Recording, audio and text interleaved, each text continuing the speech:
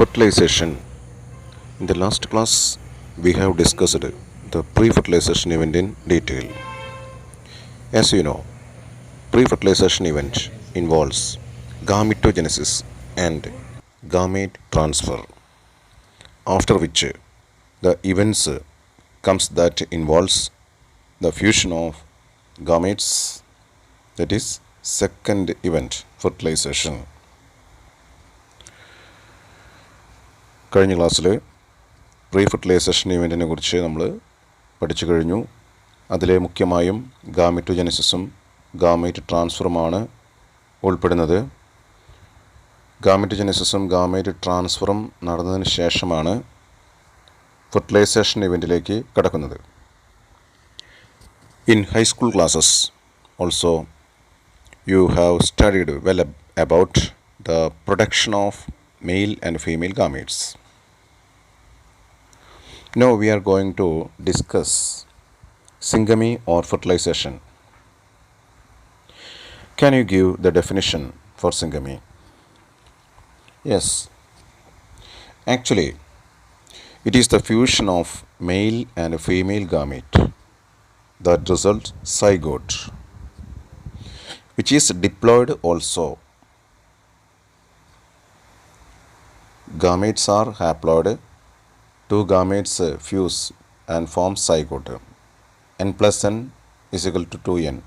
Hence, zygote is called as diploid. Next, let us discuss if syngamy not occur in some organism, what would happen? You know that normally all organisms show syngamy, but few organisms like rotifers, honeybees, some lizards and birds, especially turkeys. In these organisms, female gamete develops to form new organisms without fertilization. This is called parthenogenesis. Once again, in rotifers, honeybees, some lizards and birds like turkeys, here female gamete develops to form new organisms without fertilization. This is called parthenogenesis. അതായത് മിക്കവാറും ജീവികളിൽ mail ഗാമേറ്റിൻ്റെയും female ഗാമേറ്റിൻ്റെയും fusion നടക്കുന്നു. അങ്ങനെ zygote form ചെയ്യുന്നു. അതാണ് fertilisation. എന്നാൽ ചില ജീവികളിൽ ഫെർട്ടിലൈസേഷൻ നടക്കാതെ ഫീമെയിൽ ഗാമേറ്റ് നേരിട്ട് പുതിയ ജീവിയായിട്ട് മാറുകയാണ്. ഫെർട്ടിലൈസേഷൻ നടക്കാതെയാണ്. അതിനെ വിളിക്കുന്ന പേരാണ് parthenogenesis. We have discussed about syngamy very clearly. Next, where does syngamy occur? Another question. Yes, based on the external medium or internal environment where syngamy occur, it is divided into two: external and internal fertilization. Fertilisation നടക്കുന്നത് അല്ലെങ്കിൽ syngamy നടക്കുന്നത് ഒരു ജീവിയുടെ പുറത്ത് വെച്ചാണോ ഉള്ളിൽ വെച്ചാണോ എന്നതിനെ അടിസ്ഥാനമാക്കിയിട്ടാണ് ഫെർട്ടിലൈസേഷനെ രണ്ടായി തിരിക്കുന്നത് അല്ലെങ്കിൽ സിംഗമിനെ രണ്ടായി തിരിക്കുന്നത്. എക്സ്റ്റേണൽ ഫെർട്ടിലൈസേഷൻ എന്നും ഇൻറ്റേർണൽ ഫെർട്ടിലൈസേഷൻ എന്നുമാണ് പറയുന്നത്.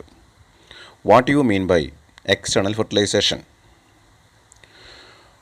From the question itself, it is very clear that syngamy takes place in external medium, that is in water. Let us look the type of organism in which external fertilization occur. Yes, it mainly occurs in algae, fishes as well as amphibians. Here, organisms shows great synchrony between sexes and the production of large number of gametes. അപ്പോൾ നമ്മളിവിടെ external ഫെർട്ടിലൈസേഷനെ കുറിച്ച് ചർച്ച ചെയ്യുമ്പോൾ ഈ fertilisation എന്ന് പറയുന്നത് ഒരു ജീവിയുടെ പുറത്ത് വെച്ചാണ് നടക്കുന്നത്. മിക്കവാറിലും വാട്ടറിൽ വെച്ചിട്ടാണ് ഫെർട്ടിലൈസേഷൻ നടക്കുന്നത്. ആൽഗയിലും അതുപോലെ തന്നെ ചില ഫിഷുകളിലൊക്കെയാണ് ഇത്തരം ഫെർട്ടിലൈസേഷൻ കാണുന്നത്. ഇവിടെ നമ്മൾ ഇത്തരം ഫെർട്ടിലൈസേഷൻ്റെ മറ്റ് ചില കാര്യങ്ങളെക്കുറിച്ച് നോക്കുന്നു. Here organism shows great സിങ്ക്രണി.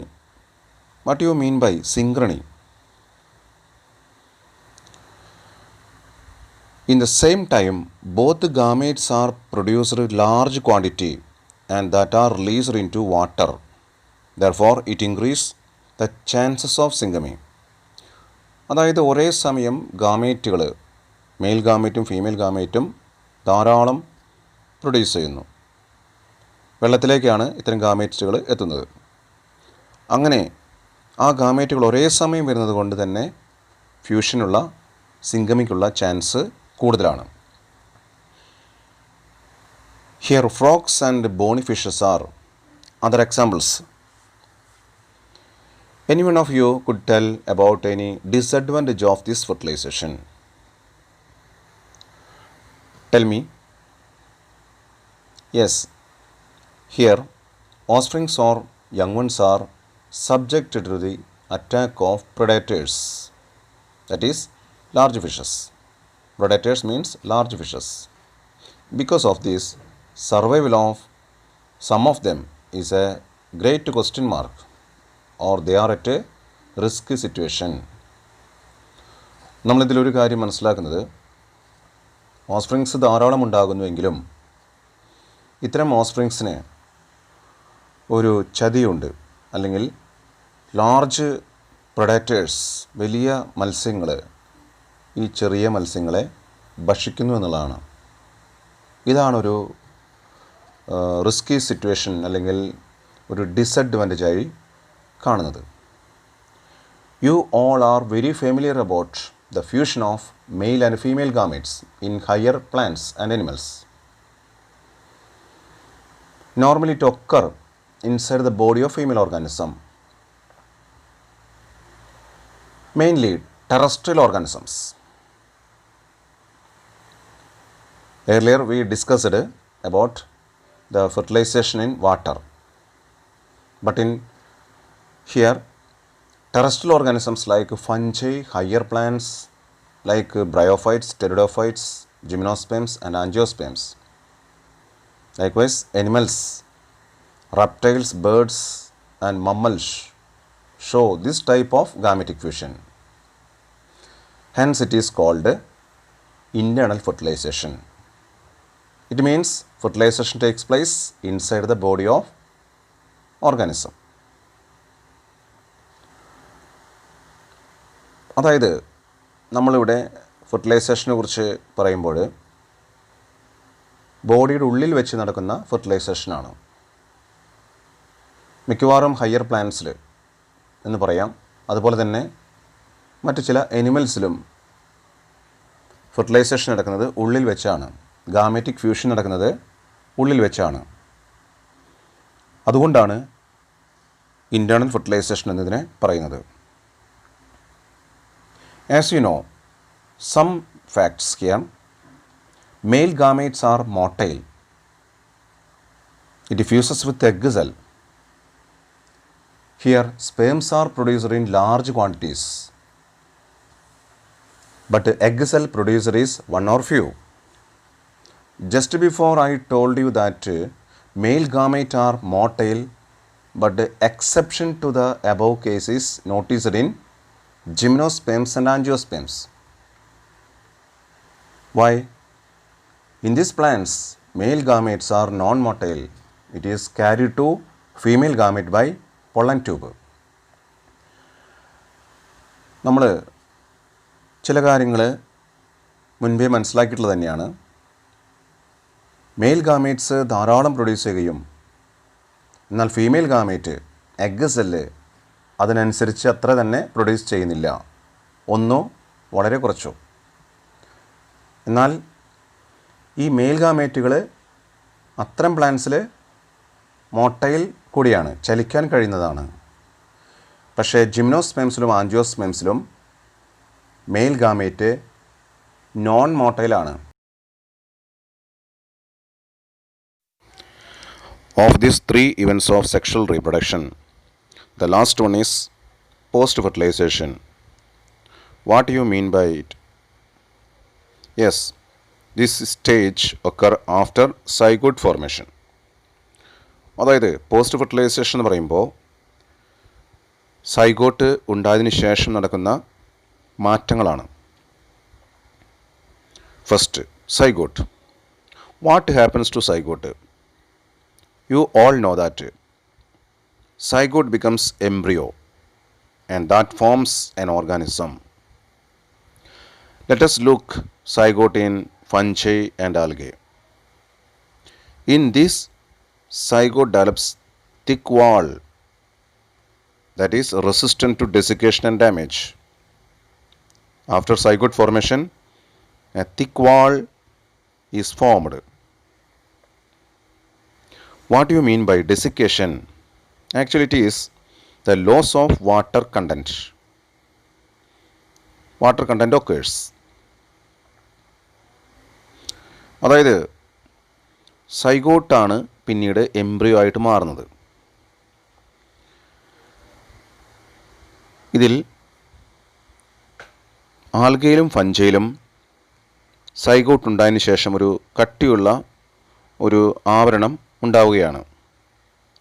ഈ കട്ടിയുള്ള ആവരണം സൈഗോട്ടിന് ഒരു പ്രൊട്ടക്ഷൻ കൊടുക്കുന്നു എന്നുള്ളതാണ്. If an organism shows haplontic life cycle, the zygote divide by meiosis, that result haploid spores that grows to form haploid individuals. In the previous class, we have discussed haploid and diploid plants. But in diploid organism, what kind of cell division occurs? Here, mitotic division results embryo and that grows into an organism. നമ്മൾ zygote ഉണ്ടായതിനു ശേഷം എന്ത് നടക്കുന്നു എന്നുള്ളത് കണ്ടു കഴിഞ്ഞു. പക്ഷെ അവിടെ നടക്കുന്ന സെൽ ഡിവിഷൻ ഏതാണ്? അതായത് ഹാപ്ലോയിഡ് ലൈഫ് സൈക്കിൾ കാണിക്കുന്ന ജീവികളിലും ഡിപ്ലോയിഡ് സൈക്കിൾ കാണിക്കുന്ന ജീവികളിലും, ഹാപ്ലോണ്ടിക് ലൈഫ് സൈക്കിൾ കാണിക്കുന്ന ജീവികളിലും ഡിപ്ലോണ്ടിക് ലൈഫ് സൈക്കിൾ കാണിക്കുന്ന ജീവികളിലും ഏത് ടൈപ്പ് സെൽ ഡിവിഷനാണ് നടക്കുന്നത്? ആൽഗെ, ഫഞ്ചെ, മൊണീറ പോലുള്ള ജീവികളാണ് ഹാപ്ലോണ്ടിക് ലൈഫ് സൈക്കിൾ കാണിക്കുന്നത്. അവിടെ പ്രധാനമായും മിയോസിസ് ആണ് നടക്കുന്നത്. തുടർന്ന് സ്പോർസ് ഉണ്ടാവുകയാണ്. ഹാപ്ലോയിഡ് സ്പോർസ് ആണ് ഉണ്ടാകുന്നത്. എന്നാൽ ഡിപ്ലോണ്ടിക് ലൈഫ് സൈക്കിൾ കാണിക്കുന്ന ജീവികളിൽ ജിംനോസ്പെംസ്, ആൻജിയോസ്പെംസ്, ടെറിഡോഫൈറ്റ്സ്, അതുപോലെ തന്നെ ഹ്യൂമൻ ബീയിങ്സ്, ഇത്തരം ജീവികളിലെല്ലാം മൈറ്റോട്ടിക് ഡിവിഷനാണ് നടക്കുന്നത്. ഇവിടെ സൈഗോട്ടിൽ നിന്ന് എംബ്രിയോ ഉണ്ടാകുന്നത് മൈറ്റോട്ടിക് ഡിവിഷൻ വഴിക്കാണ്. From the above concept, it is clear that zygote is the vital link that maintain continuity of species between one generation and next. Zygote എന്ന് പറയുന്നത് വൈറ്റൽ ലിങ്ക് ആയിട്ടാണ് പറയുന്നത്. അത് സ്പീഷീസുകളുടെ തുടർച്ച നിലനിർത്തുന്നു. ഒരു ജനറേഷൻ അടുത്ത ജനറേഷൻ അല്ലെങ്കിൽ തലമുറകളോളം സ്പീഷീസുകളുടെ തുടർച്ച നിലനിർത്താൻ സഹായിക്കുന്നു. Next, embryogenesis. What do you mean by embryogenesis? It is the process of development of embryo from the zygote.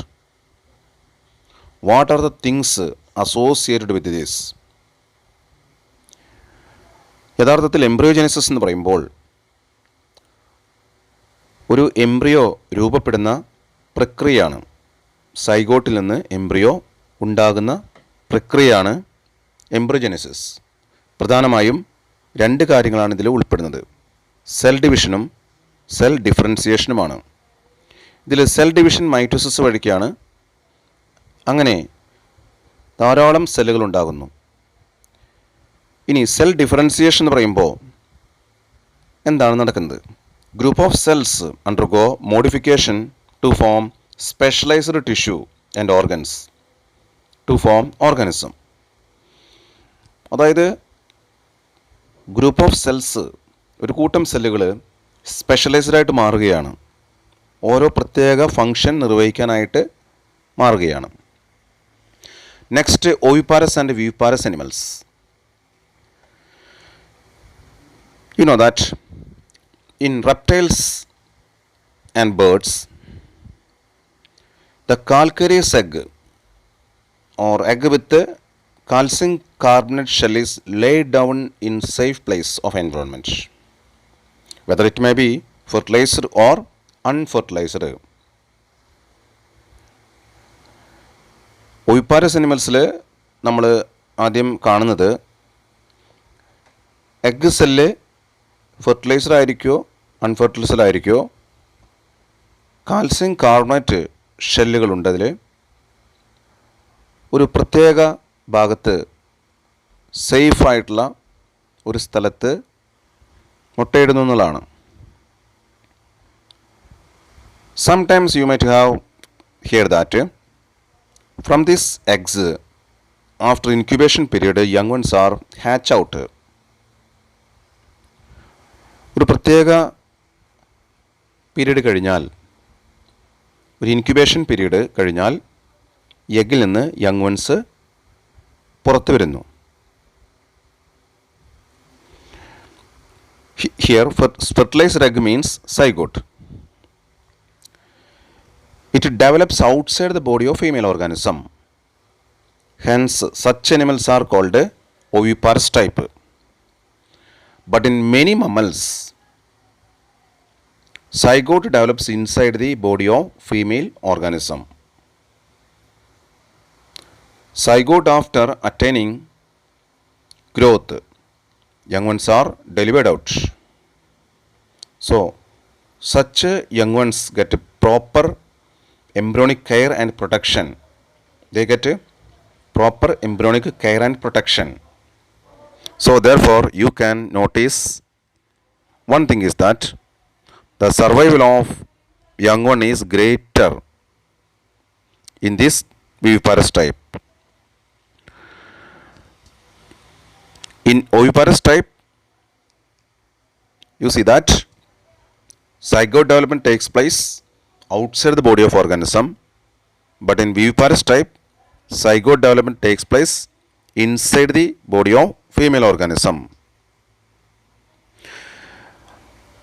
അപ്പോൾ അവസാനം നമ്മൾ കണ്ടത് വിവിപാരസ് ടൈപ്പാണ്. സൈഗോട്ട് ഒരു ജീവിയുടെ ഉള്ളിൽ വെച്ച് വികാസം പ്രാപിക്കുകയും അങ്ങനെ ഒരു പ്രത്യേക കാലയളവിന് ശേഷം അത് പുറത്തു വരികയുമാണ്. ഇവിടെ ഒരു പ്രത്യേക ഗുണമുള്ളത്, യങ് വൺസിന് പ്രത്യേകമായിട്ടുള്ള വളർന്നു വരുന്ന സാഹചര്യത്തിൽ കെയറും പ്രൊട്ടക്ഷനും കിട്ടുന്നു എന്നുള്ളതാണ്. ഇത് ഓവിപാരസ് ടൈപ്പ് അനിമൽസിൽ കിട്ടുന്നില്ല എന്നുള്ളതാണ്. What are the things occurs in flowering plants as part of post fertilisation changes? നമ്മൾ അനിമൽസിൻ്റെ കാര്യമാണ് ഇതുവരെ പറഞ്ഞിരുന്നതെങ്കിൽ ഫ്ലവറിംഗ് പ്ലാന്റ്സിലെ പോസ്റ്റ് ഫെർട്ടിലൈസേഷൻ ചേഞ്ചുകൾ എന്തൊക്കെയാണ്? Here zygote develops into embryo, ovary develops into fruit, ovary wall develops into fruit wall or pericarp, ovule develops into seed. ഓരോന്നോരോന്നായി കാണുന്നു. സൈഗോട്ട് എംബ്രിയോ ആയിട്ട് മാറുന്നു, ഓവറി ഫ്രൂട്ടായിട്ട് മാറുന്നു, ovary വാൾ fruit വാളായി മാറുന്നു അല്ലെങ്കിൽ പെരിക്കാർപ്പ്, ovule സീഡായി മാറുന്നു.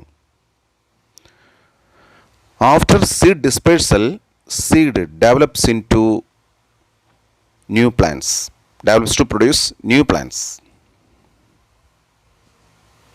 ഇതിനുശേഷം സീഡ് ഉണ്ടായതിനു ശേഷം അത് വികാസം പ്രാപിച്ച് അത് പുതിയ സസ്യമായിട്ട് മാറുന്നു എന്നുള്ളതാണ് ഇതിൽ പഠിക്കാനുള്ളത്.